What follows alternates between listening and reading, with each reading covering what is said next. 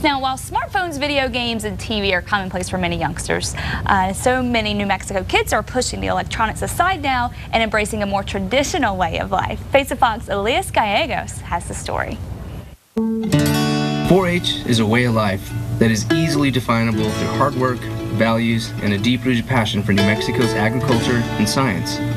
The impact 4-H has on New Mexico's economy, landscape, and its history is far-reaching and continues to thrive today. 4-H in New Mexico was started in 1912. Our official time is 1902, but since New Mexico wasn't a state, we're 1912. So we're reaching 100 years this next year. And we've gone through everything. I got a chance to spend a day with some bright kids doing big things right here in New Mexico.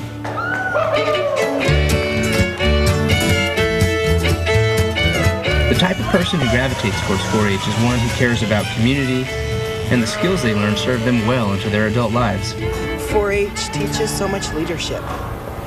I mean, you can have a kid who doesn't know what they're talking about, and in a few years they will be the one that's leading meetings. For those who join the ranks of 4-H, it is far more than a club.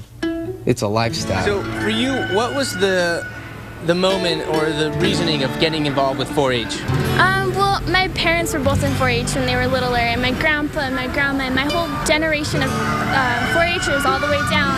And then I met friends through school and just different functions, and they're like, go to 4-H, do 4-H. And I was a little girl, I was a clover bud, because I've been in 4-H for 9 years now. How long have you been involved with 4-H?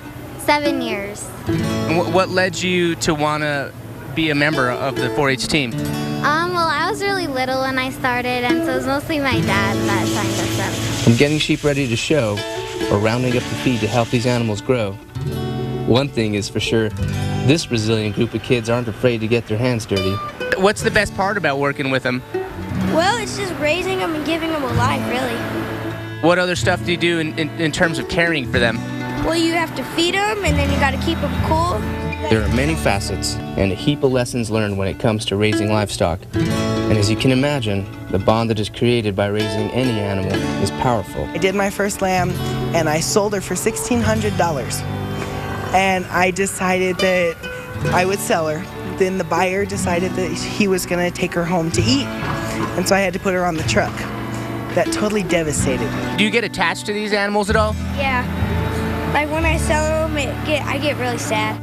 It isn't easy to take an animal from its very beginning, learning its behaviors, helping it grow healthy and strong, all the while knowing your ultimate goal is to take it to sale and perhaps win the ultimate prize. And as we well know, not everybody can win. How did it go for you? It was a little, iffy. I did maybe last place. But through this journey in their young lives, what is gained far outweighs what is lost.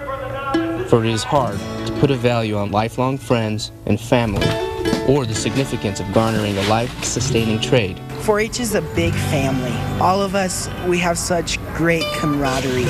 We all help each other with our animals. We all want to do stuff together. What I think keeps 4-H together the most is that the kids love it. And if a kid is inspired and energized to do something, the parent isn't going to try to stand in the way.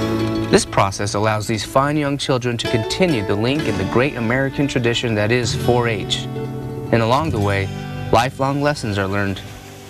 Spending a day with these amazing kids left a lasting impression on me of just how powerful an impact 4-H has on their young lives, and gives us a glimpse into the future of New Mexico.